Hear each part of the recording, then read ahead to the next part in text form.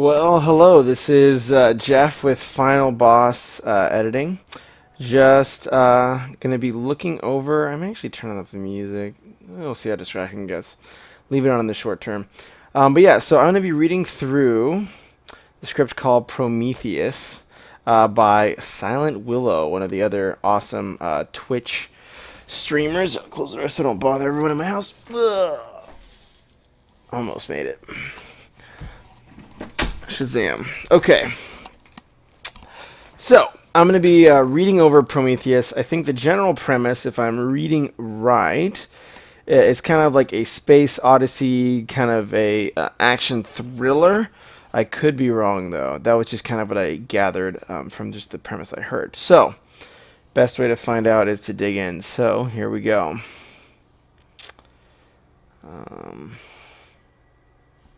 Prometheus 1. Carson Cryogenic Laboratory outside day. I would put this up in your title page. That's just a little formatting note. And put the name.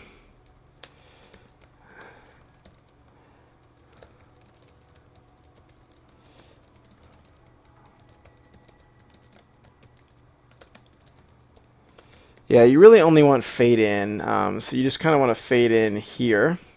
And that's usually how you will start a lot of screenplays. I can try to find, I can try to dig up just like some of the more, what's like a really good,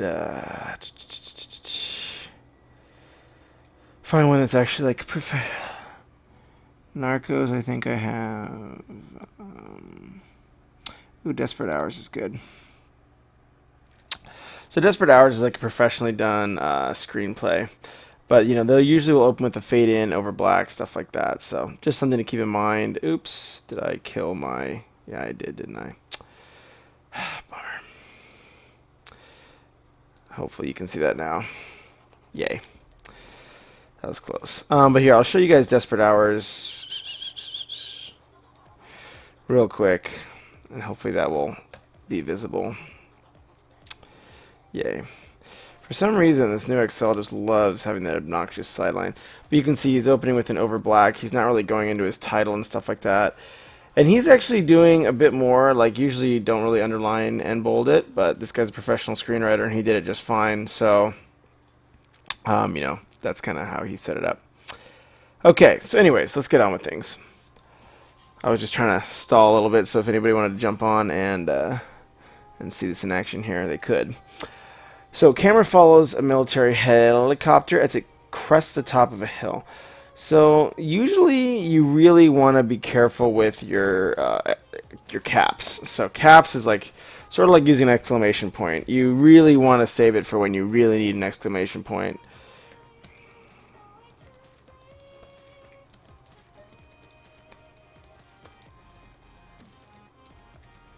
And that sound effects, the big... Yeah, or like something really important, because, you know, you want to draw your reader to the eye. You want to draw your reader's eye to the detail. They just legitimately can't understand the story if they miss. So, also camera directions, you probably want to trim those out.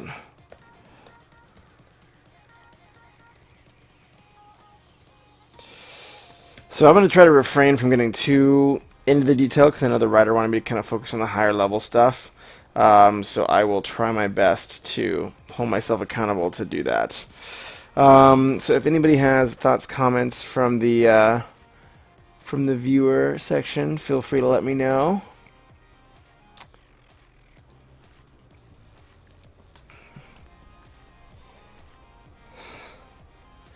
Cool. So camera follows a military helicopter that crests the top of a hill and descends rapidly towards the laboratory landing pad. We're almost there, lads. Remember, 10 minutes max to get the crate and back again. And don't effing dawdle. Shut the F up. That sounds kind of... The men know what they're doing. Just make sure they keep it in mind, is all.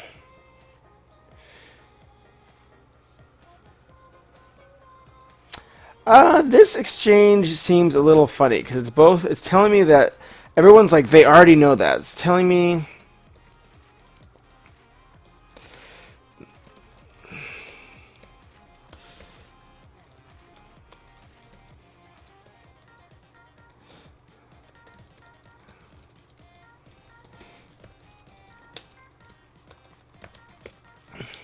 Yeah, I mean, just be careful with that, like, because I know you're trying to get the exposition across, and I may turn off the music because it's gonna like make my mind legitimately explode. It's easy to write with music; it's really hard to edit with music. I'm learning. But yeah, I think the thing here is with these exchanges, it just seems like it's like, yes, I already know that. Yes, I already know that. The men already know that. So then you kind of, even though you're using this to get across exposition, you're begging the reader to ask, well, why are you telling me if I already know this? So I would just either one trim this down. Like some of these probably could be shorter. Like the men know what they're doing. You probably don't need that. I mean, who really talks to their pilot in the army that way? I don't know. I get the sense the military is a little bit more buttoned up at times, but maybe I could be wrong. Keep it in mind is all. Really, you think they don't know the odds? Usually, the military, the odds are pretty like grim, so they may. That's kind of like that whole beware of just restating. The helicopter lands, and 6 men jump out, unfolding a gurney between them. They're all dressed in white lab coats and make off hurriedly towards the lab entrance. The 2 pilots sit and wait.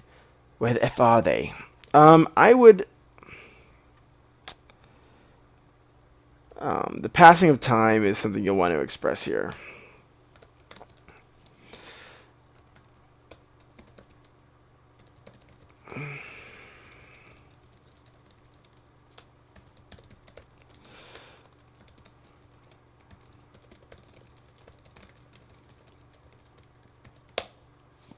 Yeah, I wouldn't have the dialogue be the time passing bit,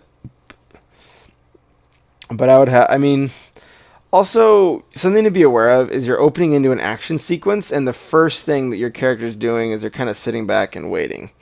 So that's just something to be wary of.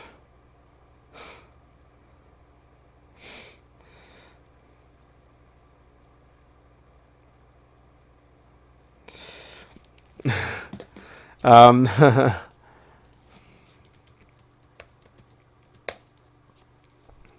how's your day been going, Fox Lady? Here, you can read the first bit of the screenplay if you want. Pretty much, it's kind of an action opening here. So this is the Foxy Lady dialing in remotely, and I may get a refill of water while she catches up.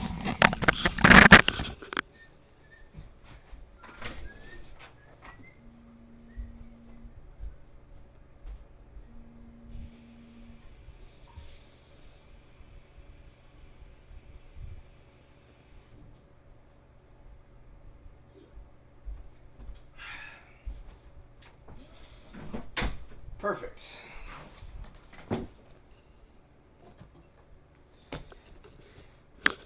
Fun since day one. Yeah, ain't that the truth, girl? Ain't that the truth? Okay. So pretty much what's happening is this military pilot. There's something very big at stake, and they're going in to get something from the helicopter. The one thing I'd be waiting out is the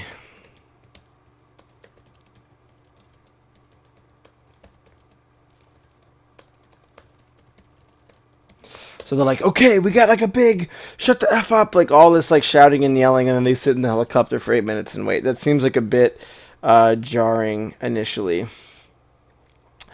Where the F are they? It's been 8 minutes. Easy, Jack, they'll show. You know this how? I've been operating with them for years now. So just relax and think of all that money we're paying you. The money isn't anything if I'm not alive to spend it. Well, don't panic and you'll get through this just fine. Now relax. This would be a new scene. So the cut to the top of the hill. One, beware of camera motions. And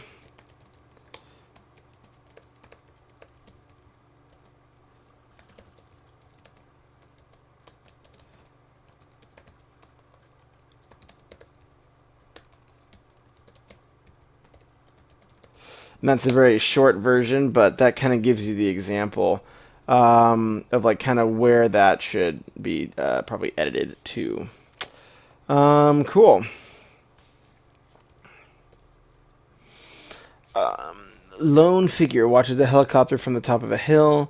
He's well dressed and stand next to a Humvee.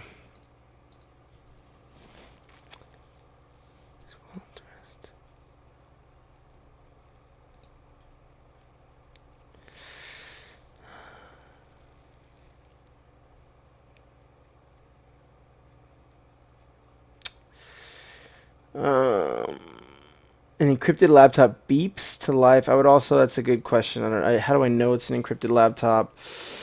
Let me see. That's actually page 2. This is also page 2.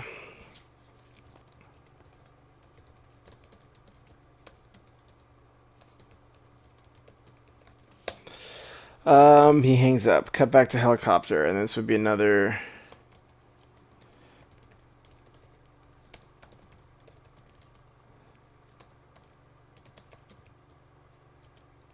Should be.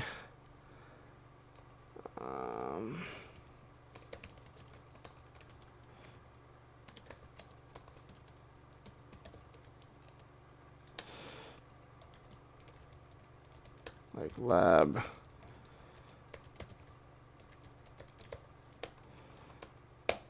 Yeah. You don't need, once you have the day in one of them, unless there's like a really big change, you don't really need to put another time of day cue or day present, anything like that. It's pretty much understood that like you can kind of assume like, okay, it's the same time if it's continuous. What the hell? Gunfire and explosions erupt from inside the laboratory. The front doors burst open and 6 men run out. Come running. That's just grammar stuff. 6 men run out. And I'll be a little bit more. Come running should be. Yeah. And that's just kind of verb. Just trimming down those ing verbs is always good for flow. Pushing the gurney as they do. Run out and push the gurney as they do. Who the F is this S? No one told me there'd be guns. Easy there, boy. It's just a distraction ploy to discourage anyone from following us. You call that a ploy? F this, I'm out of here. Rotor's line. Sit it down. She slaps the pilot's head. Lieutenant Traci. Also, this shame on me for not noticing. You do want to have at least a line of description about who these people are, because I, for some reason, didn't know Lieutenant Traci was a woman. For some reason, give us a line of description with a character 1 or 2 with a character. What they're wearing. So that was actually one of the best pieces of writing advice I'd gotten for characters, is that you can actually do a lot of stuff by describing what the character is wearing, because it tells a lot about the person, what kind of clothes they wear. So this would be a great way to really make sure that intro kicks, we know who's doing what and what's going on. Cool. What the F is this? Okay, easy there. Ricochet, call that a ploy. I'm out. It doesn't really make much, like, the conflict between the pilot and Traci seems a bit forced. I don't know why the pilot is, like, so obliged to be there, like...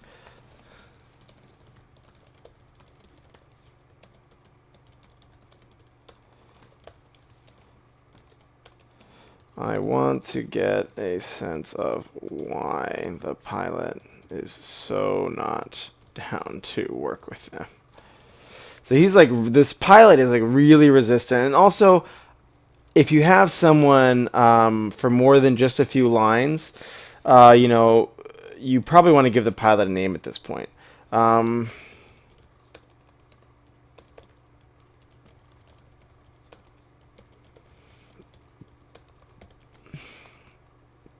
Press 3 lines of dialogue equals should have a name and intro.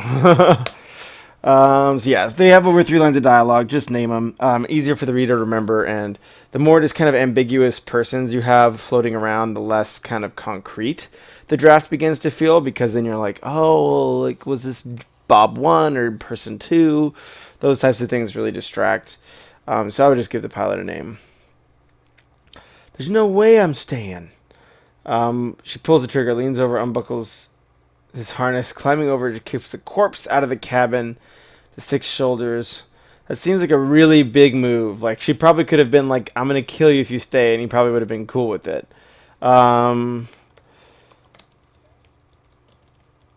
Seems overly extreme. Especially, I think the one thing that really kind of undermines this scene a little bit is just that like 8 minute wait where like her and the pilot are just sitting, like Traci and the pilot are sitting in the train in the plane waiting for the people to come out.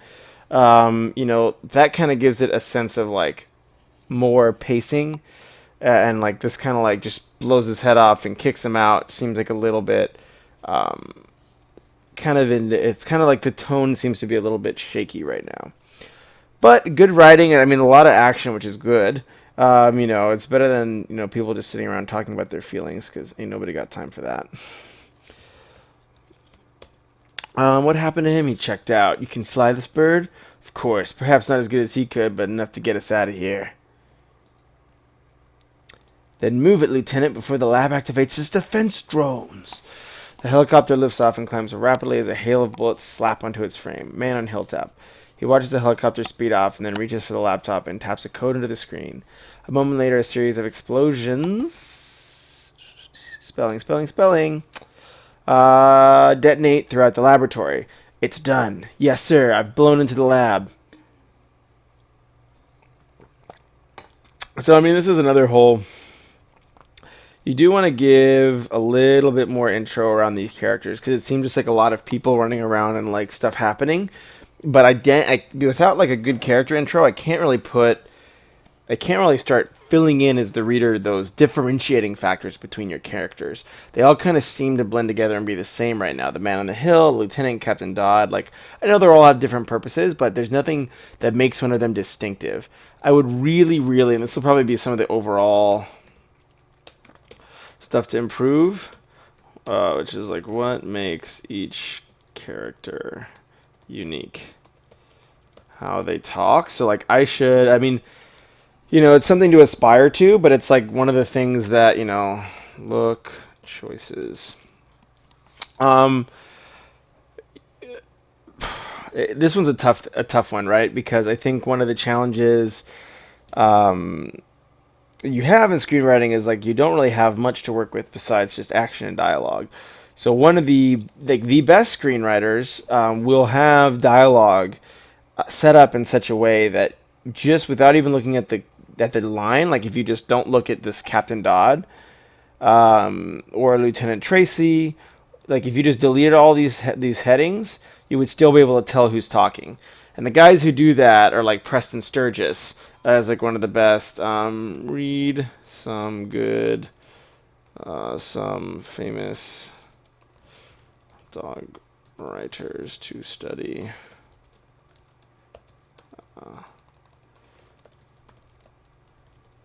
He's like one of the most famous dialogue writers of all time. Let's see.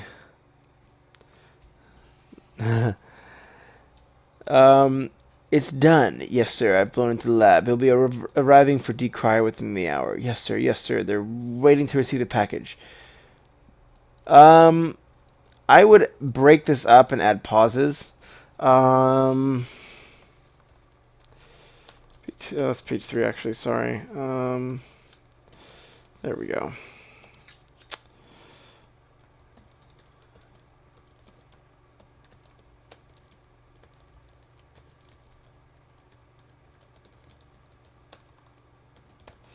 Yeah, so you can, I'm trying to think of a good example where you have radio talk.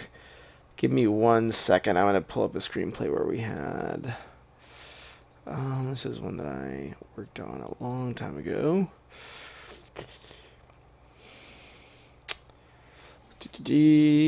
So yeah, radio talk is kind of tricky. I actually don't really remember the best convention, but I can show you one of the ways that I approached it.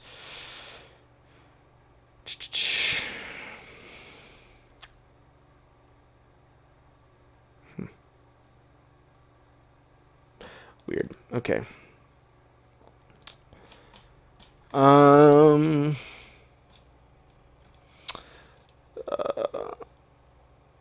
Yes, then you'll have, into the radio. Where is it? Yeah, into radio. So you'll have stuff like this where you're like raise a hand, James can elaborate. So you try to like break up those like radio patrol lines. Hard to do, but that's an example of where I attempted it. But obviously, you know, it's always tricky. Like that's a really tough challenge. But this one probably could use some breaking up and at least showing in the action that there's pauses here. Okay, scene 2. So I would not. Yeah, that convention of using the scenes, I would try to steer away from. I would use traditional slugline structure on page 4. Should be converted. So, I mean, some of these structure, and as much as it's against my nature to do this, I'll probably try to stop looking as heavily at the formatting stuff and try to look more at the story itself. So right now we have a lot of action but not much explanation. So one thing you'll really want to consider is, you know, so pretty much what happens is your hero, which is Lieutenant Traci, brutally murders a pilot that's moving too slow after they're apparently hijacking someone. So I'm assuming Traci's your hero. I'm not sure. But even if she's in the army, like she just slaughtered one of their like partners. So like there's not really any likable characters. All the characters are kind of looking similar. And this like intro is like they got some item out of this secret lab, but you know, it seems to be there's this kind of jarring tone where like the pilot doesn't seem to really think it's that important, but then he gets murdered because it is really important. So like, and even there seems to be this dissonance. Sorry, I'm jumping around a lot, but there seems to be this dissonance here where even like, you know, the men know what they're doing, making sure they keep it all together. Easy Jack, and so he even has a name. So I would make sure to use his name Jack. But yeah, it doesn't seem to have that concreteness, like, or I think I can't really visualize that too well yet because I don't know like who's an army guy. Are they army? Like I think you're relying really heavily on being vague, which I think is good in some respects, but then you'll probably want to consider balancing out the vagueness. So scene 1. Reduce vagueness. Give us some concrete.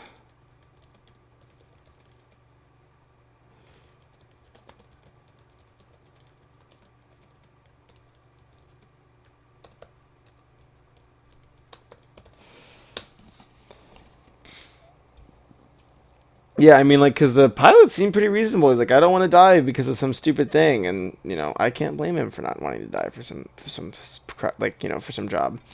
Um, Location unknown. Really cool, but I would avoid the heavily mysterious. Let's see, good. I mean, I think your dialogue.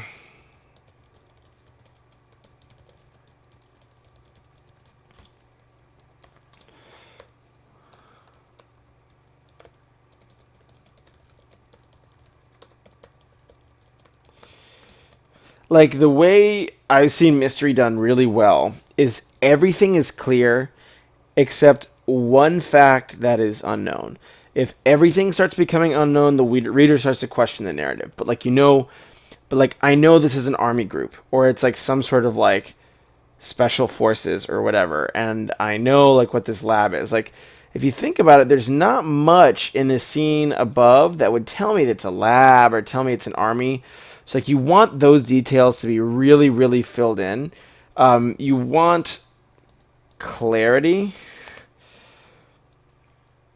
So yeah, don't start losing clarity of what's happening to like fuel this mystery. So like location unknown, stuff like that. Kind of it just kind of undermines like the reader's sense of what's happening. And then once they kind of don't really know what's happening or they're kind of not clear about what the scene elements are, they don't even care if there is a really cool mystery to find out.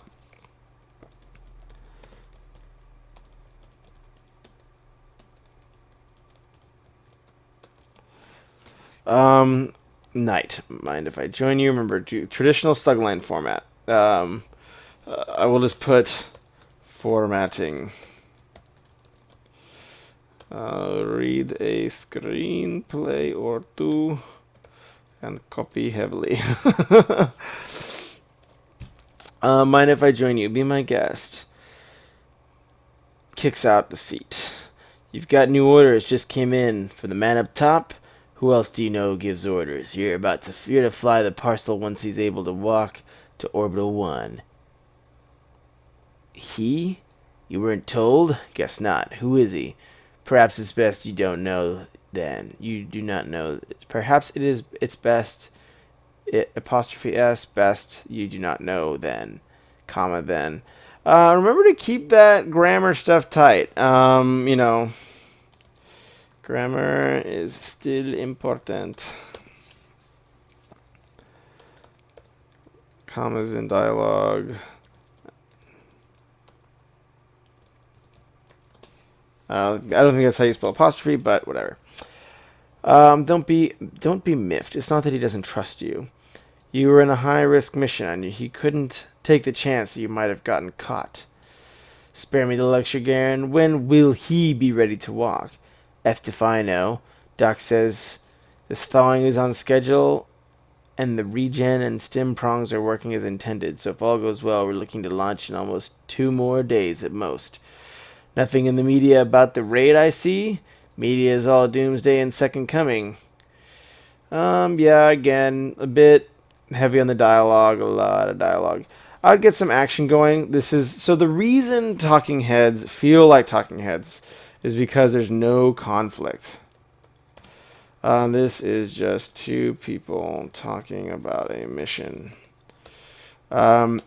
You know, you want to kind of set up those scenarios where at least someone wants something. Like maybe Traci wants to get a promotion. And that's like one of the reasons overloading your story with mystery is hard. Is because you can't generate conflict if you're trying to like hide everything. You have to have some facts and some goals that are clear so we know what people are competing over.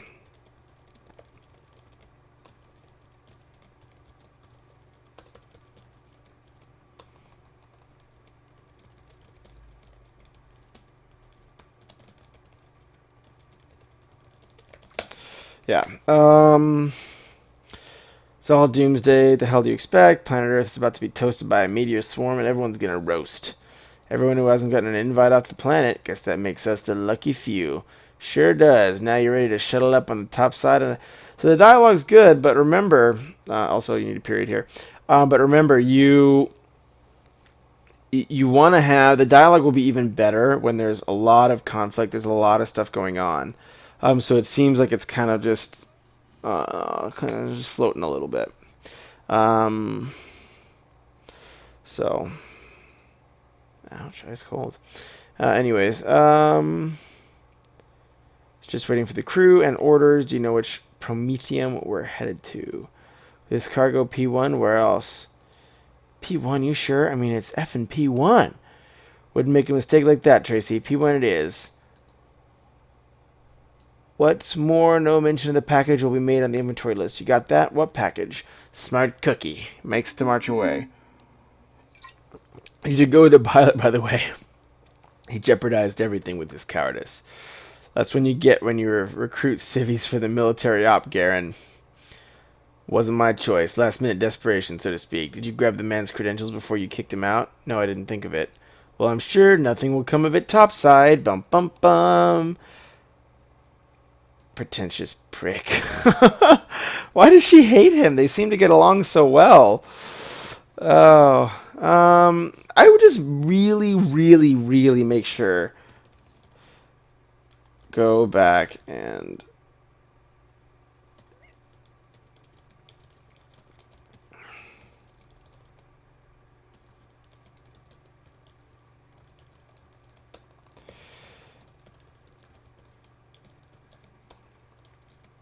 so yeah, I mean, this is something that I still struggle with, honestly, is like you want your character's motivation to be the no matter what happens, no matter what mystery there is, the thing that has to be a perfect clarity is the character's motivations for what they're doing.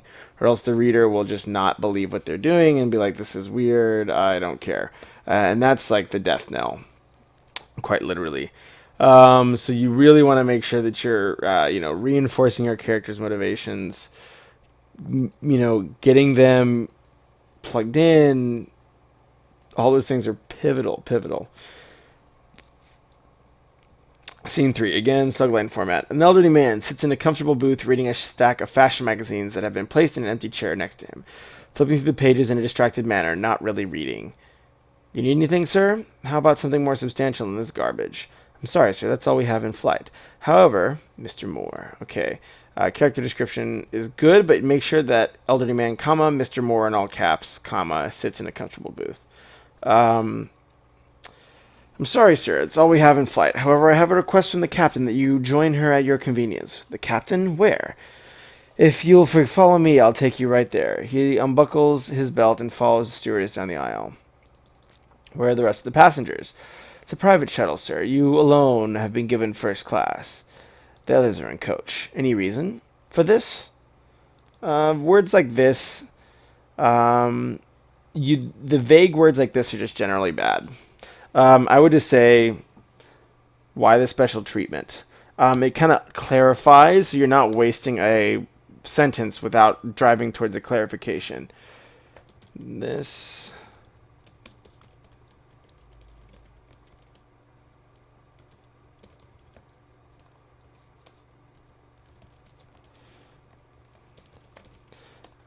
Why the...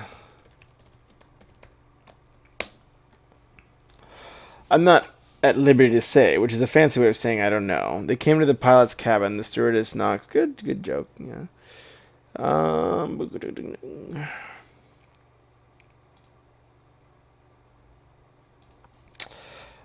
They came to the pilot's cabin. The stewardess knocks on the door, and it slides silently open. She instructs the commander to step in. Then walks away as the door slides shut. Hello, Commander. Commander. I'm not Commander, nor have I been for more than 150 years. So be careful with these hello, how are you character introductions. You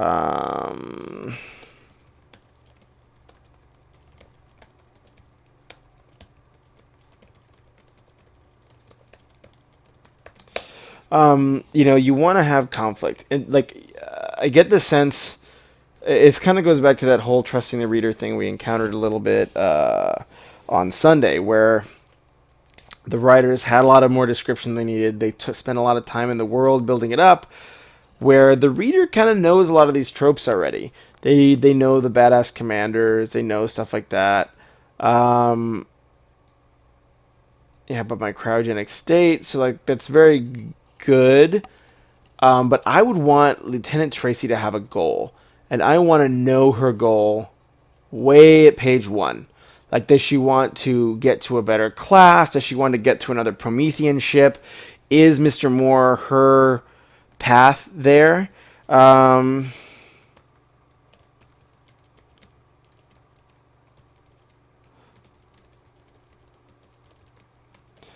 Does she want on a...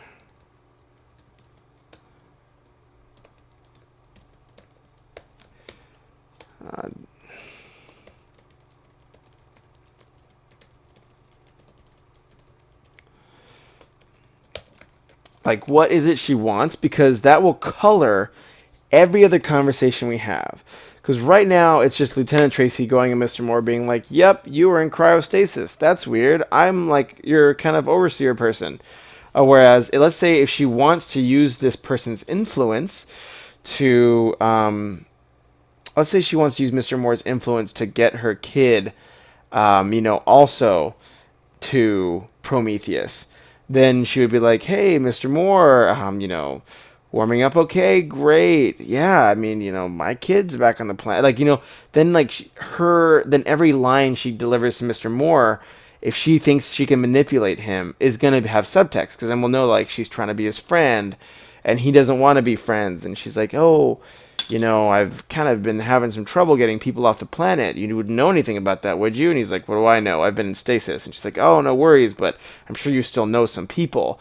So, everything that, that's a bad example maybe, but, that character should be kind of driving really hard towards a goal, or else we don't really relate to her that much. She just kind of seems like this pawn that's being told what to do.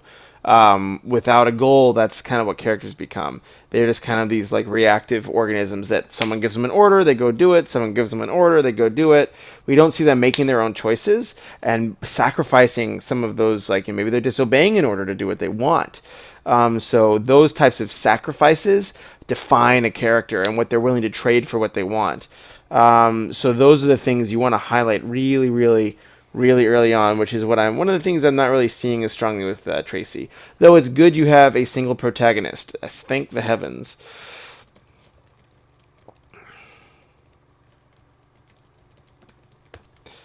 But give her a goal.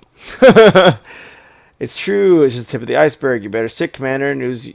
The news I have to tell you is going to knock your socks off. Nothing looks familiar anymore. I mean, these are pretty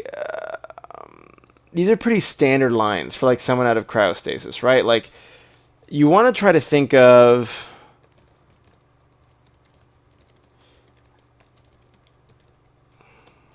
expected for what's something.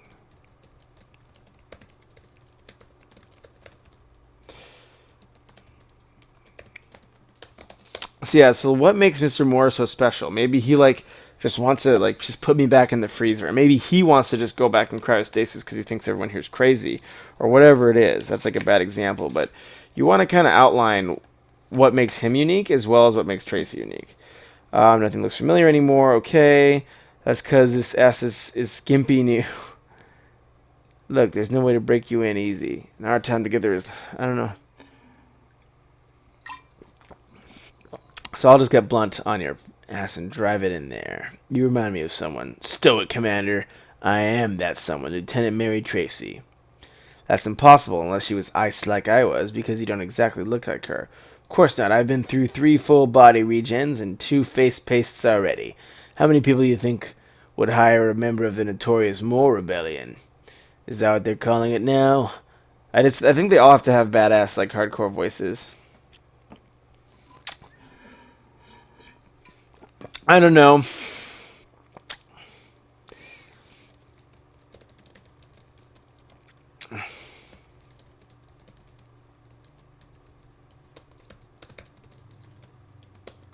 I'm guessing if Monday nights are probably a rough night, but it's good. I'm still want to take good notes for our friend SilentWillow, who wrote this awesome thing. So I'm just gonna, pretty chill note taking sesh.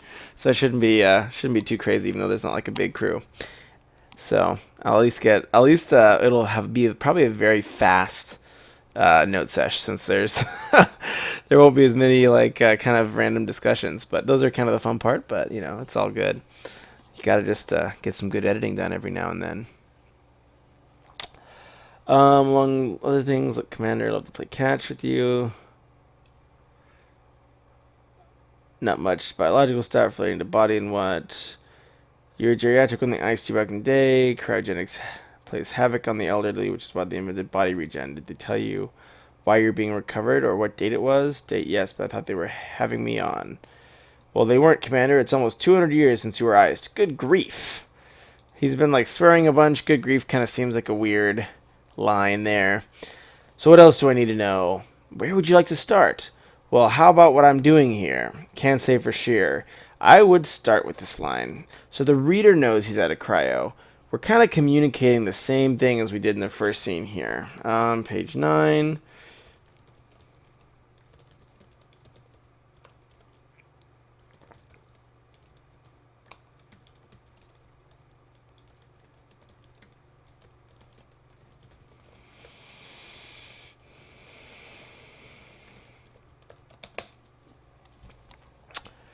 So you can just make it out. You can just make it out from here. See that? She points. What am I looking for? Those spots of light. Looks like a small cluster of twinkling stars. Yeah, I see it. What am I looking at? Judgment Day. The apocalypse, depending on your stance. Whatever it is, it's the end of Earth. Cut the rhetoric, Lieutenant, and just get to the facts. It's a meteor cloud heading straight for our planet. Currently about a month and a half away. Seriously? Not the joking sort, Commander. De-iced everything I believe. De-heist everything I believe? but this is not something I'm clear to tell you. What are you clear to tell me? That we're headed for an off-world station called Prometheus. It's one of 12. Prometheus? It's the point of a space station, to save ourselves. These are kind of very familiar tropes, so I think it's okay to use familiar tropes. But what makes this telling of them special? And that kind of goes back to really defining like this story's competitive advantage and like what it's going to do to turn that genre on its head a little bit. Those types of things. I would really, really strongly ask yourself those questions, because that is going to be a big help. Anywho. You said that there are 12 of these. Yes. Let me put some music back on. See if I can survive. What's the 12th? It's called Prometheus 1. It's security. Nah, it's not going to work. My brain's going to explode if I have music on. It's a security research where everything happens as the core. Like the brain, exactly. Lot of exposition happening over dialogue. I bet you can do, and that's the challenge with sci-fi, right? Is you have to communicate a lot. But man, I mean, that's why a lot of people, when they're initially kind of kicking off, you know, whether it's screenwriting or whatever, you know, even novel writing, sci-fi is hard to explain the world while telling a story. It looks like right now you're struggling a little bit. A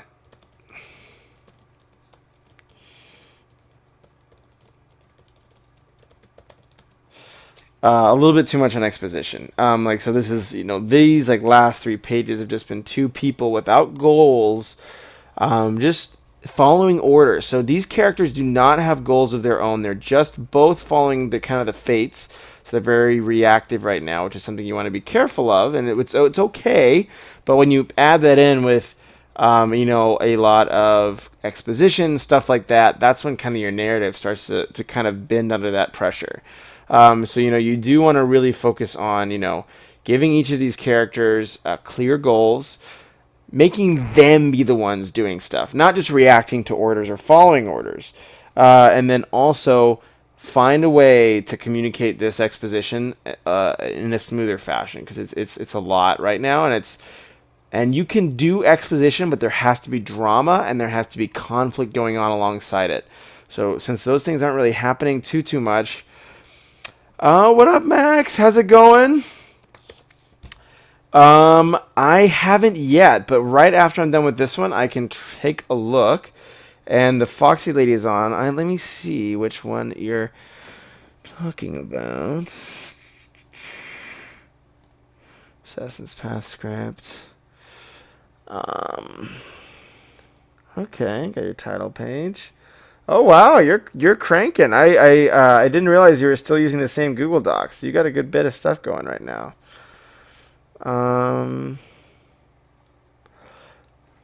Okay. Well, I can take a look at yours right after this one is finished up. If that works for you. I'll let Foxy catch up. Done for a bit. Yeah, that's why she's able to help out. Cool. So Mr. Moore glances out of the side window, dueling surface. Many down there will perish. Current Earth population is approximately 8 billion. It's the best we can do. 3 million people. It's taken us a better part of half a century and the total commitment of every economy just to do that. Besides, after your war, there's a major population calling to crush the bubble baby boom. My war, it was hardly that. His story, okay. A lot of backstory. So you really want to smooth in the sweet. Yeah, so this one's going pretty quick. I'm about halfway done. I think it goes to 34, so I'm 14. I'm gonna start going a little bit faster here. But yeah, we'll probably take a look at yours in just a few minutes. So fear not. And Fox can edit from the can edit from the comments too. Well, great job. Yeah, I just actually opened it up in another tab and took a look at it, and it looks like you've gotten some pretty good ground covered. So that's the best way to do it, is just, to crank and get as much stuff written as you can. One thing I would always recommend to every screenwriter, I'm going to recommend it to this guy too, is, and I'll even email you a few screenplays to read, but it's just a basic fact of life. The more you read, the better you write. And, that's something that helps me a lot. So I always encourage people, especially when you're having trouble coming up with ideas, or maybe it's been like a lot of work and you're kind of, get that tunnel vision. Sometimes just being able to just read a few screenplays helps a ton. And then, I always would say try out using the Celtex program. Just makes the formatting a lot easier. Like this guy, I think is SilentWillow is using Final Draft, which is very similar to Celtex, but it kind of makes it have this nice crisp format that's a little bit easier to read, especially if you're going to be covering a lot of ground and cranking pretty hard. But yeah, it looks pretty good, so I'm excited to read yours in a few minutes as well. Bed is not as bad as being frozen. Nothing compares to that. Okay, vibration. That felt wrong. Gravity kicks in. You get used to it. More stars. No twinkling. Soft torchlight. They'll be growing larger. Lucky few. Okay, so this phrasing, the lucky few, has already been used. So this is this is kind of a common challenge in early drafts. Is you want to know what you need to cut, and usually. As you go through and edit, ask yourself, what new info is this scene communicating? And cut out everything except that.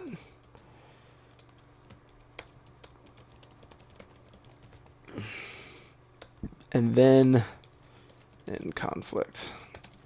So yeah, I think those are the big pieces. Is, even like We Lucky Few, we kind of got this Promethean story when she's talking with her commander. So now what's happening, because she talks to Garen and he's like, yeah, you're getting to go on Prometheus, whatever. So not only are you kind of, restating a lot of the same exposition, because like a heavy exposition story is a challenge, but when you're restating that heavy exposition, it's going to really start bogging down that forward motion of your narrative. And you had this really great action kickoff. The first scene was a lot of explosions, punching guns. Sure, some of them may or may not have been more or less motivated than others, or like more or less clear on that motivation. But hey, something was really happening and going on. So I would really encourage you to attain for that same, not necessarily, it doesn't have to be action, but the same level of conflict. Like people they have things they want and they're willing to fight for it. So those are things that I would recommend factoring in pretty heavily.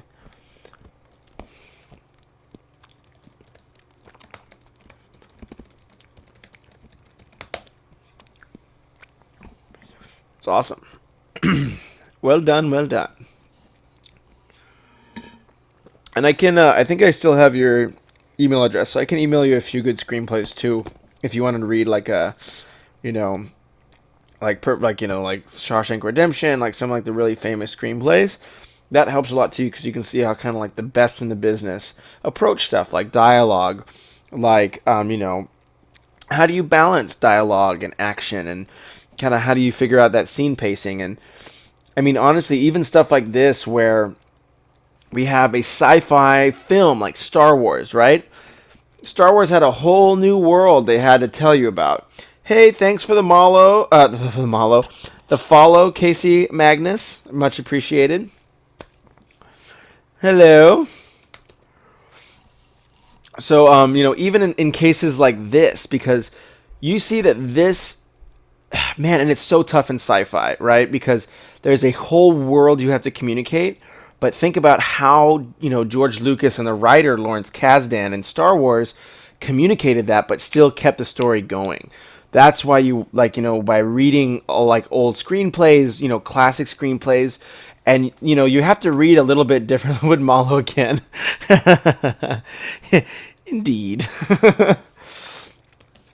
But, that's why, reading really critically, and even watching movies really critically, and watching TV shows, especially the early episodes where they're explaining everything, think about what kind of tools they're using to hide it, because you'll see almost in every case they're candying over all that exposition. So they're still getting that information over to you, but they're smoothing it out, and at least at least I hardly notice sometimes that I'm learning about this world because there's an action going on. There's people that are making tough choices.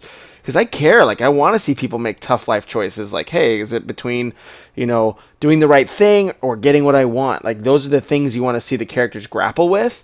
And if you kind of get those elements in early, then all that exposition is so much easier. So that's one of the things I'll really encourage this writer to do is, get some tough choices.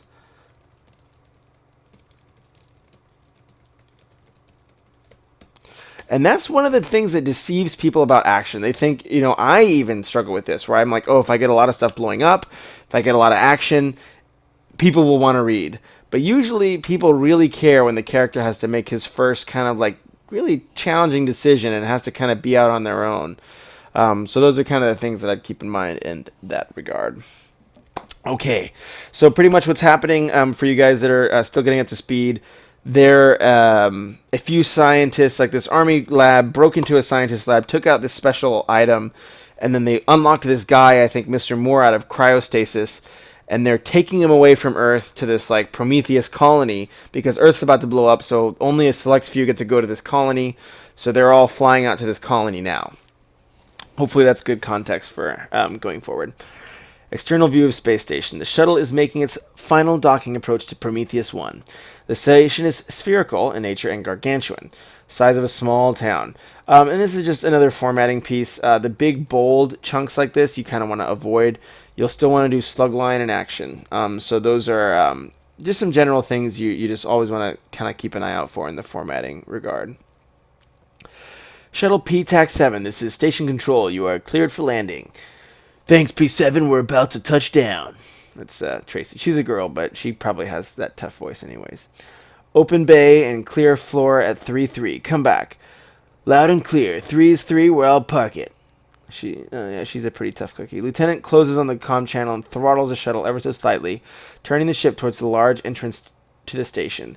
Then the comms come alive again. You want a grammar there. Boop. Shuttle P1. This is station control. Copy. We have a redirect on landing pad. Okay. So a lot of I would be careful with a lot of like the tech talk. Beware the tech Top Gun talk. I mean, guys like Lucas, who studied like flight commands to film Star Wars, and the Top Gun guys, they studied how these guys talk. So like the always using over is a bit of like a cliche, like over. Those types of things are what I would avoid. Because like even like I used to fly like private pilot planes, like I was doing training and they hardly ever use over. So those types of things, I'd either really really study the Top Gun talk, just move the story forward and avoid to.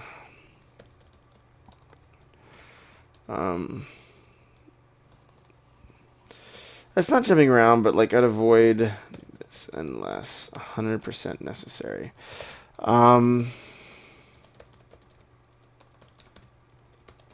So that's the big question you always want to ask yourself in a screenplay. This is nice, but is it necessary for driving the story forward? And I would say probably not. You're to head over to Colony Bay. Serious? How should I know? It's not my show. Come back. Did you say Colony Bay?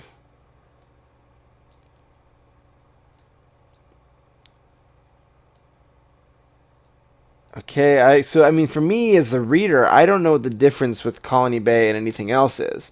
So you'll want to give some context. I experience its slow build up to action, but sometimes I get bored if there's too much build up, which is why I wanted some action. Good idea. I think you're right. And Max, I think one of the things you'll find is that the action's good, and the action is always better than no action, trust me. But one thing that you'll find is you'll want the characters to make tough choices early. So, you know, I'm trying to think of like even Harry Potter, right? You know, you see, um, you see him kind of having to weigh, like, you know, helping his cousin, you know, fighting for his letter. He wants that letter from Hogwarts and he wants to try to get to it. Um, and he's, you know, going to make his family very mad at him because he's going for it. So that's one of the reasons Harry Potter is really good, because, you know, that's a lot of information J.K. Rowling needed to get across about a magical world, all this stuff. But she did it by building that conflict in early. So Harry wanted a letter, and he was willing to make his uncle very, very angry with him to get it. So, like, those types of choices where he's like, you know what? I want X, or I want to get my letter to Hogwarts so bad that I'm willing to make my whole family angry. Those types of things really help, you know, drive that narrative forward really fast. I'm going to kind of keep going quickly here.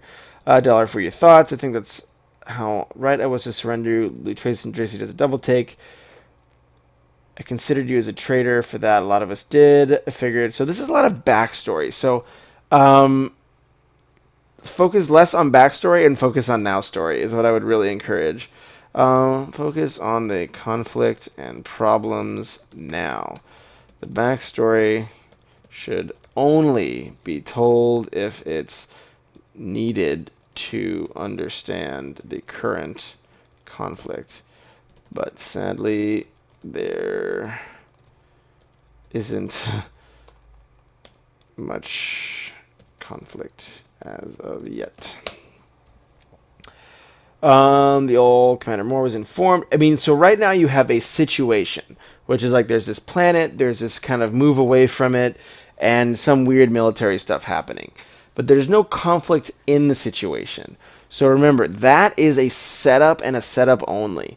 So you really want to make sure that you're taking that setup and still infusing conflict into it, still kind of challenging yourself to have that, you know, forward pushing narrative. So yeah, stuff to keep in mind. Why did you surrender? To reduce the cost of life. But we were winning. We had a conglomeration on the run. That's how it appeared. If we made our advance, they would have sunk the entire eastern starboard. Never mind, it doesn't matter now. So if it doesn't matter now, you shouldn't be telling us about it now. So those are the types of things. So it's good for you, the writer, to know what that backstory is, because it will inform a lot of the choices. But the only backstory you should be giving us is the stuff that is actually influencing this character's choice. If it's not influencing the choice they're making right now in the moment, you shouldn't have that backstory in there. Having won, there would have been more, nothing left to change. Man stands at the top of the platform. So this mysterious man figure is still there. Maintenance uniform. We got a visual on the craft. No one's debarked. Could be the commander. We take measures at a later date. We can't allow him to be manipulated by the authorities like this. Are you not? So, like, the tone of the voice in the headset, and I'm not going to write this on the side just because I want to kind of, you know, I get too distracted with, like, the little minutia, and I don't focus on the big story. But I want to, hey, Foxy Lady. You have a question. I think, Max, she did take a look at it, but I don't know if she's read the newest version, which you've written up. But she may be, I think she kind of leaves Final Boss in the background, so she may be listening in. Are you nuts? Of course not. Can't afford to have you land out exposed yet. Don't want to dawdle. Okay, so this is a very kind of, just think about how much time you're spending on each of these scenes, right? So, like, he's just like, right now he spent 3 pages, more pages on a ship landing. Just landing. Let's just get straight to the space station. I would almost, for the sake of efficiency, unless these scenes are communicating something that is pivotally necessary,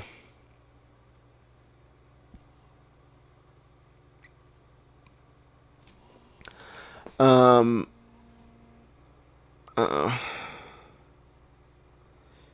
I may have to run a little bit.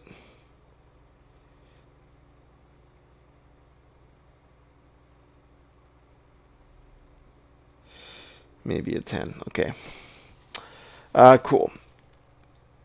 I'm going to probably have to go pretty quick here just because some other external things threatened. This is as far as I go, Commander. You wait here. So yeah, I mean, but just the big thing to watch out for here is just the fact that we're going through a lot of mechanics, like they're getting off a ship, doing X, Y, Z, but we're not really driving the story, the conflict, the characters forward. Like, because everything in storytelling is about the characters, never the situation. And the only reason the situation is important is because sometimes it presents choices that you wouldn't normally see in daily life. So those are like, you have to get those characters developed. Good of you to be so gracious, seeing more of each other from now on, Mr. Moore. One and the same, though perhaps not entirely one and the same. I'll be your liaison. So introductions are, be wary of introductions. Be wary of introductions, because usually, unless they already know the person, it's hard to have conflict. So usually it's like, oh, it's you, and then conflict. And they're like, well, yeah, it's like, what's your problem? And then, whatever. So those types of dynamics help a lot. It's actually a time to go to the gym call with my brother. My brother is a workout machine, and he needs his dutiful spotter. I'm not sure I follow the interrogative. Nonetheless, let me be the first to welcome you aboard the UNA Prometheus. Welcome. So a lot of these welcome moments, the example, the food habits are Eastern Western Nile deltas.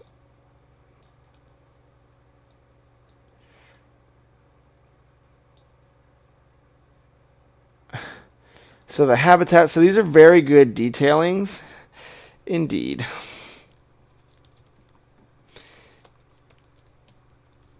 Indubitably. This is page 20. A lot of good detail. But is it all necessary? And I think the thing for me would be just like really, really, your goal as a writer probably in the next draft would be to say, what's the character arcs? What are the character arcs I'm going to communicate with this? And I'll go over this more in the end. And then really orienting the scene and the story and the situation around those character arcs.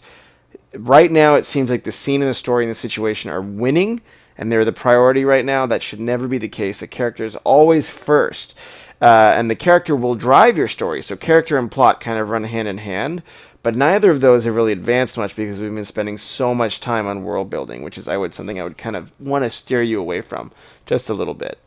Granted, this is executive dinner. Okay, you were invited to dinner, deck 63. By the blood of the Titans, humbled am I. The habit himself looks well manicured, so it's very fancy. They're whizzing, beg your pardon, whizzing downstairs, descent. Also, how would you show this? Sensation of descent is absent. Tough. That should all be visually represented. This is a screenplay, so I have to somehow see this.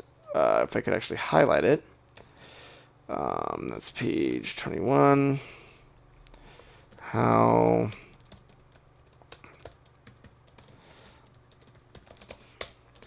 You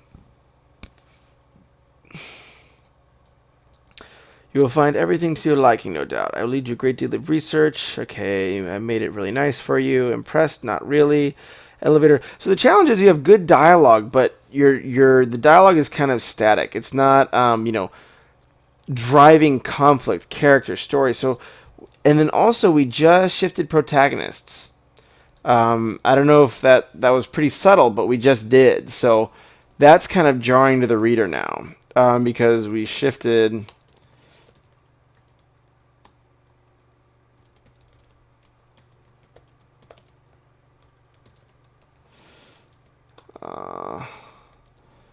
This is a bit jarring to the reader. If Traci isn't key to the story, cut her out. Yeah. Because now I kind of have figured out Traci. She made kind of a tough call in the beginning by killing this poor pilot who didn't want to go do whatever she wanted. But those types of things are going to begin to kind of undermine a little bit, when you start jumping between protagonists, you're losing efficiency in the story because you spent a bunch of pages building up one character, and then once you hop over to the next, the reader is kind of like, whoa, wait, I just learned all this stuff about this person. What about that? Is this real grass? Okay, ooh, the grass is nice. You're sharing quadrant with 6 other homesteads. Be nice. They're good people. Just be nice, okay? You're not coming in? That would be inappropriate, Mr. Moore. We just met. Officer Regan seems so good characterization on Officer Regan. Like, yeah,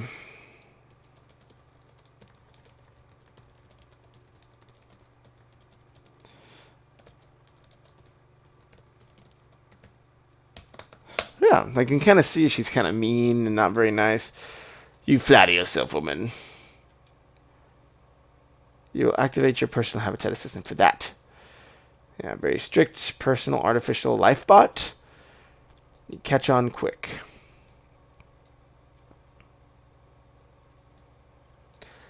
The entire pod has been borrowed. There's a lot of exposition.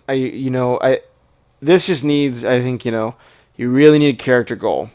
Really, this is just a setup. This is just a setup, and a setup is never enough.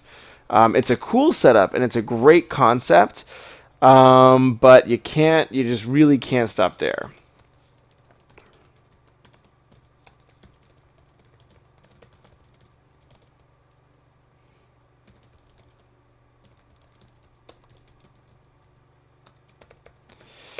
And yeah, I'll email you all this stuff too. So that's why I'm trying to take like some notes, but not too many, because strike that balance between.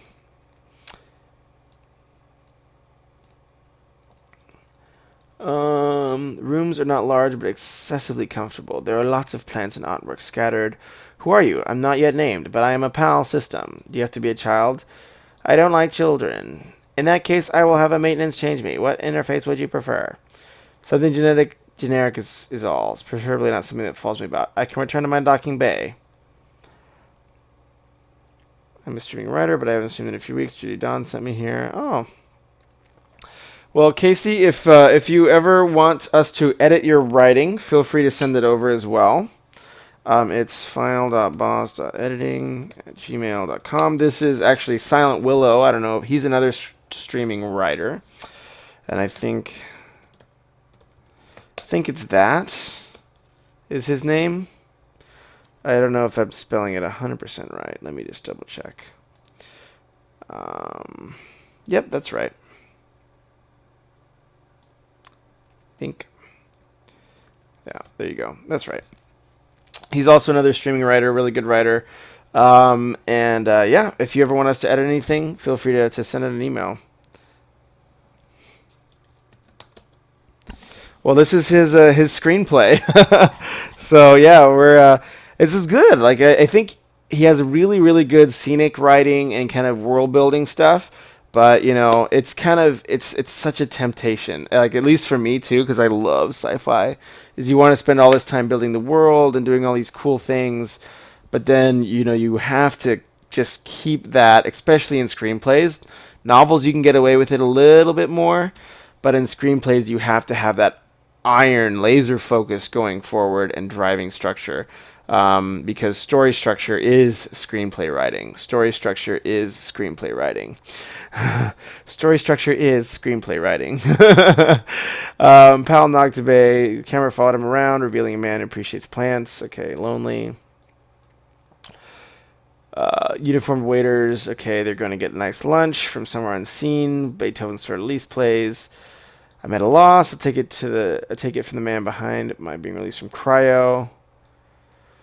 I'm then responsible. Okay, a lot of exposition starting with, I trust my aides have given you background about the end of the world. It's because no one other than yourself can do what's facing us.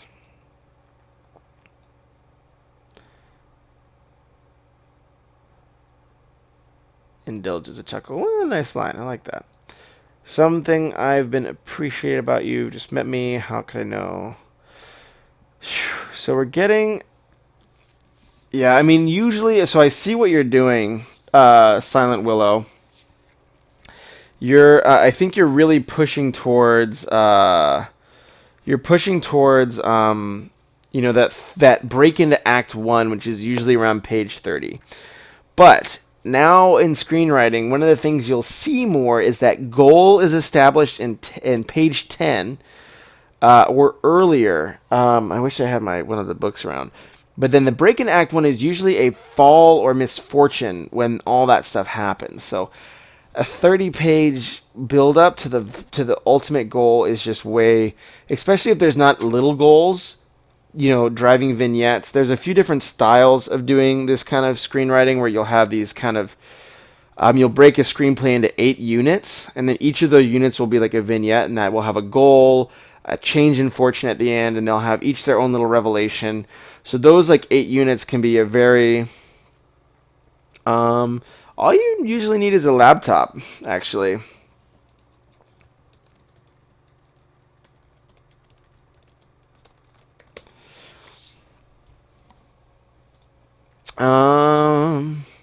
I think it's called that. It's called Open Broadcaster Software, and it's free. Keeps it simple for us poor folk. Where were you when I surrendered? You surrendered your guns to my aunts. Commander Moore. She was a good leader, straight talker. She had good things to say about you, too. That's because I was watching the proceedings from the hover deck. A lot of backstory. Beware backstory if you don't have a now story. Really, really going forward at speed. Ooh. There are a lot. Ooh, a Surface Pro would work. It would be little. You just have to probably wire it in. I hear those are really great computers. There is a... Yeah. Casey is right. And then I will...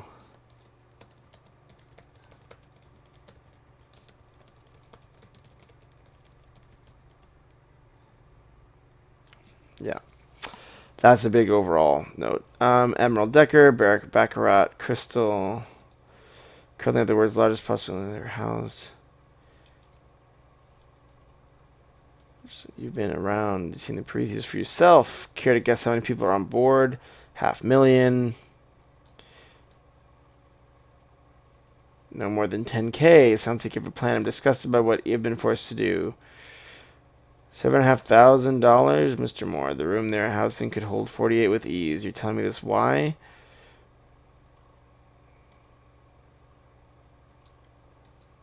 Solely for the rich and influential and come to the end of the world. It's a privilege. Okay, only the rich people get on board. Not even slightly. That's why I've chosen you, Mr. Moore, to resume your fight to lift mankind from the gutter. You think I want any part of government the rich, the same people against whom I dedicated my life? And okay. You will attend, of course, merely as a witness. There is something I want you to see. Merely a request. You are free to decide whether you want to help at all. So we still haven't gotten to the point where like he's becoming engaged. I really kind of want, at page 30, I want the hero to no longer take orders and start.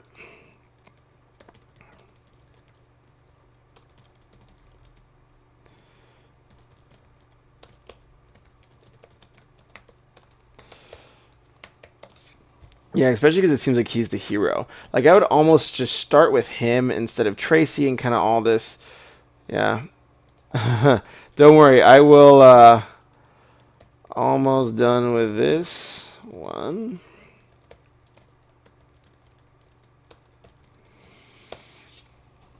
Big event, everyone who's around there. Also, I'll probably be on later this week too, so if we can't make it work tonight, we will definitely look it over ASAP. So yeah, I don't want to keep you up too late because I understand I have work in the morning as well. There, Mr. Moore, for the first time in history, is a body of people. Okay, ladies and gentlemen, Prometheus 1. I'm honored to welcome you for the first time officially to your new home. Welcome one and all. It's perhaps big old block of speech.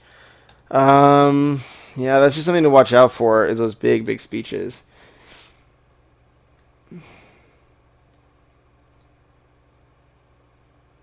At the end of the world, in a little over a month and a half, will we witness to the very room to the world's destruction. She is beautiful as a meteor cloud. So same information. We got it. We got it. We got it. You have to trust your reader. And this is, this is a common thing. It's not a bad thing, but it's something you gotta trust your reader to remember. Stating same planet slash info again. And we've got it now. Especially because there's no really big drama happening right now. It's just kind of this, gotta fight. He's pretty much just taking a trip.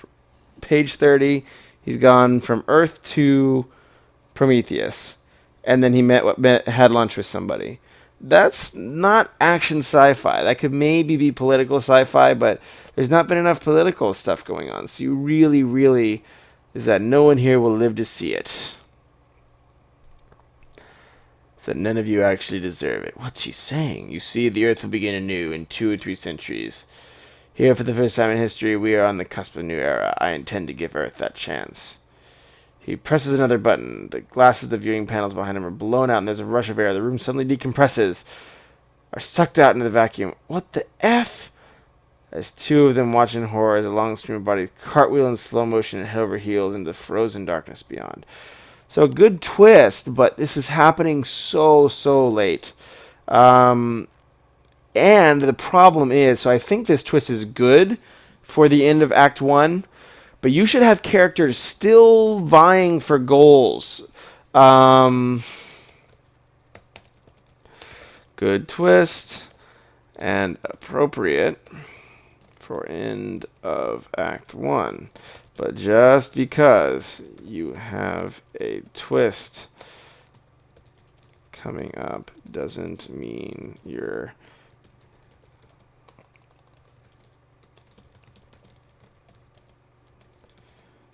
and tough. And this is also the twist happening at page 30 is late. You usually are seeing these happen and we're around the page 20 mark.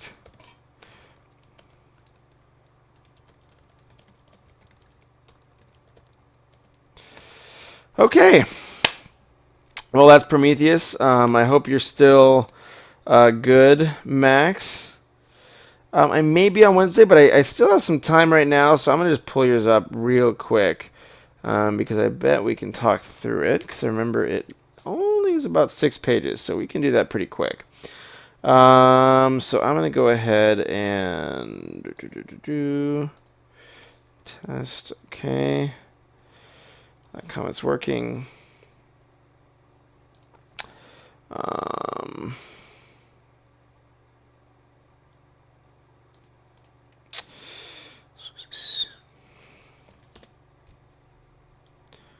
right. I'll just do the get that and this. There we go. All good. All right, let's boogie. I'll go fast through yours because I know that you have to run. Interior France, Beretta, French coast. Okay, great job with the slugline. That is a well done slugline. Good format. High five. Internet high five. So I think that's this.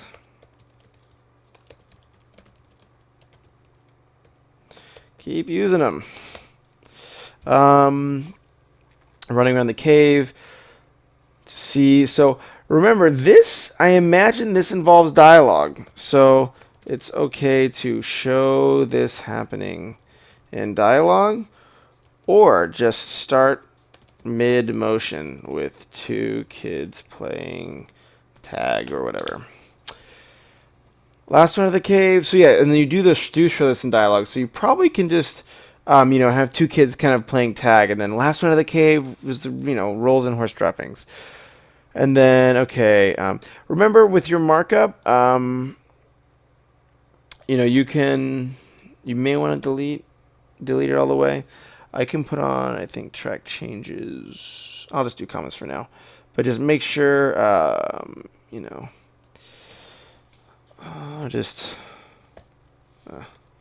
oops.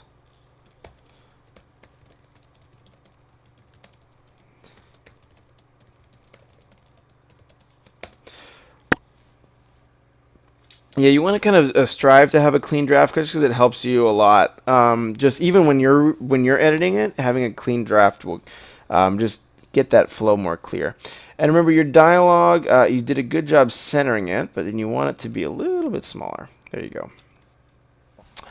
Okay, Toulouse, and I would still point you towards using cell text for screenplay stuff. I think it's this, if I'm right. Yep, and that's a free script writing software. It's completely free, same as the open broadcasting.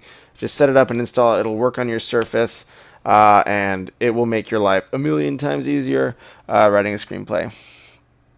Starts to run after the person, and also Fox, if you're around. I know that Max wanted some of your thoughts on this too.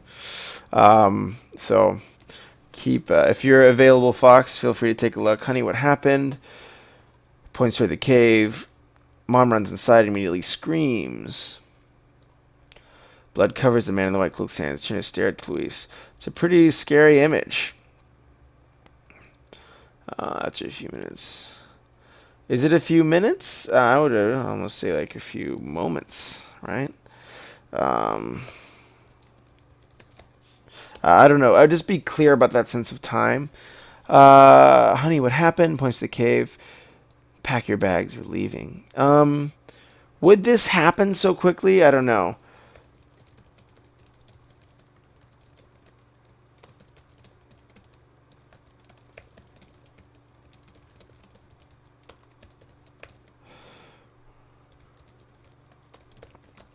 So, I mean, those are the types of things you just want to, you know, kind of give some space, you know, between kind of the big events.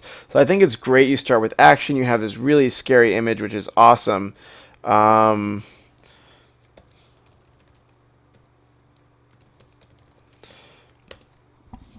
you want to make sure that those characters, there's a really good article about scene and sequel. Let me see. And this kind of talks you through his scene dynamics. Maybe it's this one. This is probably a good summary. I don't know if you guys are seeing me. Google search scenes and sequels. There's usually a good chart. I wish I could. I'll see if I can find it, but... Oh, it really does? Oh. Never mind that. Oh, jeez. That's too bad. I had no idea. They used to be free. Sometimes they have like a freemium where you like do it for free for like 30 days, but that's a bummer. I'm sorry to hear that. Well, then Google Docs it is. Interior French coast, home, France, Beretia. Where are we going? She said curiously. You remember, because you have the dialogue intro here, you don't need dialogue tags. And I think and adverbs are kind of, you want to watch out for anyways, just because we kind of, by her asking a question, we kind of know it's curious. So don't need dialogue tags in screenplays like you would.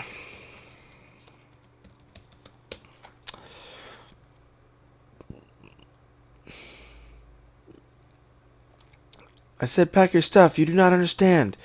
They never listen. Okay, so you want the center line. Felice ran upstairs and started to pack. As he grabbed his clothes, saw his brother's necklace fall on the ground. He picked it up and started to stare at it. His necklace was made of pure gold and had a gold medallion carved into it. The gold medallion had a huge hummingbird. Oh, a huge bird holding a bunch of people carved into it. Then he felt something sharp in the back of his medallion and flipped it. Behind it, there was a crimson red knife secured in a small chain. As he pulled out the knife, he heard his dad yelling at the top of his lugs. What's taking you so long? So good job. So this is actually a lot older people sometimes miss this importance of good job pushing the time of the scene and urgency forward. So the dad being like, "Where are you? Let's go, let's go," is good because it's driving that urgency forward. Starts to shove the rest of. Yeah. If the screenwriting portion of Celtics is free, phew.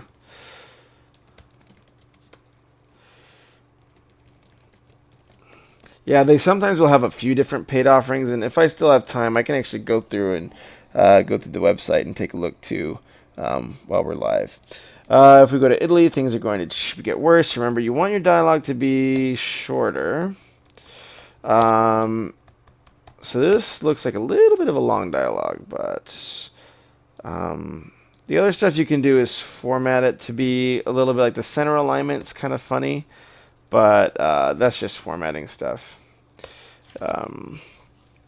Until he shares mom and dad. If we move to Italy, things are going to get worse. There are more assassins that constantly jump from building to building, killing people left and right. Don't worry, we're going to be okay. My friend has an extra room that we can stay in. He has a few bodyguards that have dealt with assassins before.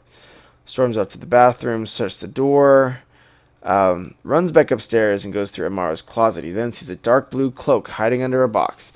He moves the box to the side and grabs the blue cloak. The back of the cloak has the same medallion. So it seems that is this his brother's stuff? I'd clarify here that it's his stuff and also why he's at all now versus in the. Yeah, I think it's good. Like, it kind of gives that sense of mystery, and like the scene is still pretty clear. But you want to just make sure to really be concrete about, hey, this is why, this character is, encountering this thing or whatever. Birds of protection and freedom. What the heck is this? How does she know what that is? He gets startled by what his dad is yelling. Sorry. His dad is yelling. Interpreters and looks at it's a glove of some sort. So he's finding a lot of these like kind of mystical items. How does he know the?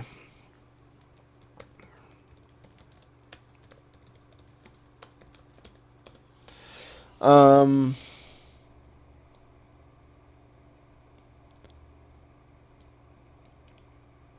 I see. Never mind. I lied. I just saw that he read it. So this is kind of like a very heavy display of evidence. So it's like a lot of stuff that's like, a lot of different mystery items. Maybe focus on one primary item that he discovers rather than multiple. And that way you can spend more time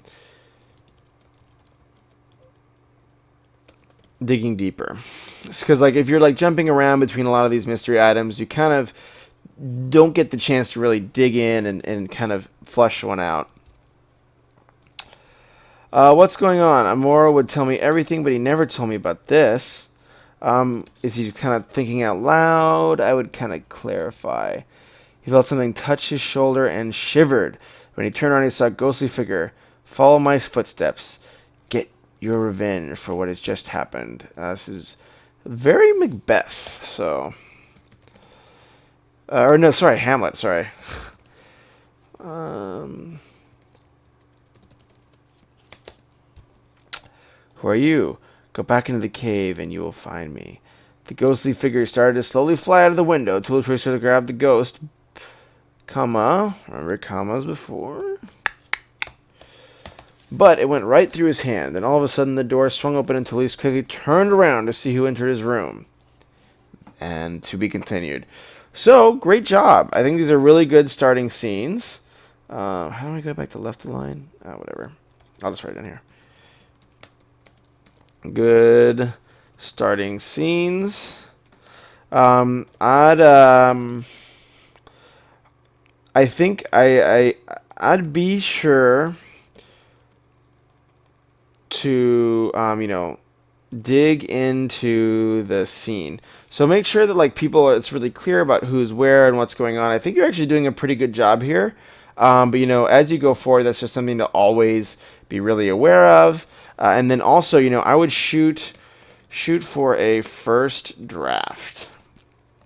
So I would just try to get a first draft done. It's always super hard and really intimidating, but just, give yourself 30 minutes a day, an hour a day to keep writing until you get to the end. And your goal is going to be around goal for 90 pages.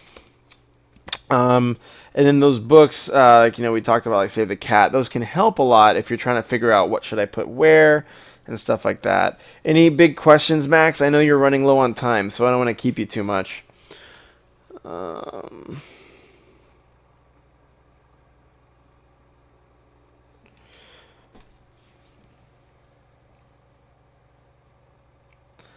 Was she able to? I don't know if she was able to tune in. I'll bold and underline this though. I think the Foxy Lady, if I know the Foxy Lady, this is her style of story. So I'm pretty sure that she would like it a lot. So fear not there.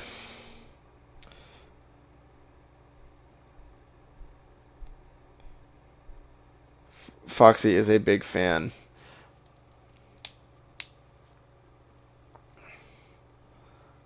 Sweet. Well, I'm glad you guys got to tune in. But yeah, this is a great start. I mean, I think you're starting with action and you're starting with a goal, which honestly, you don't always see those two things early in the screenplay, which is great. So you see the goal coming in here with, get your revenge. So, this is a good setup of goal. And, sometimes you can kind of balance between someone telling the character to have that goal versus the character coming up with it on their own. But I think in any case, just the fact that you have it means you have a great launching point for the rest of your story. So I can't wait to read the first draft, when you kind of flush that out. Yeah, I can also share it with the Foxy Lady here. Yeah. Well, great job, Max. I'm gonna you guys can. I probably got to run the next few minutes, but great job, Max. Great job, SilentWillow as well. It was an awesome story you put together. So yeah, well done, all. I can't wait to read more, and also our dear friend Casey Magnus. If you have anything you'd like us to take a look at and edit, the email is somewhere in the comments. I can just type it again. Oh, it's final dot. I'm sorry. So yeah, feel free to shoot me an email. I'd be happy to take a look and edit anything you got. I have a few things in the queue, so it may be a week or so before I get to it. But I always love editing and helping more awesome fiction get out there because I love reading good stories, and the best way to get more of good stories is to get people's writing even better. So have a good one, guys. I hope you all had fun hanging out and doing some editing, and we'll talk soon.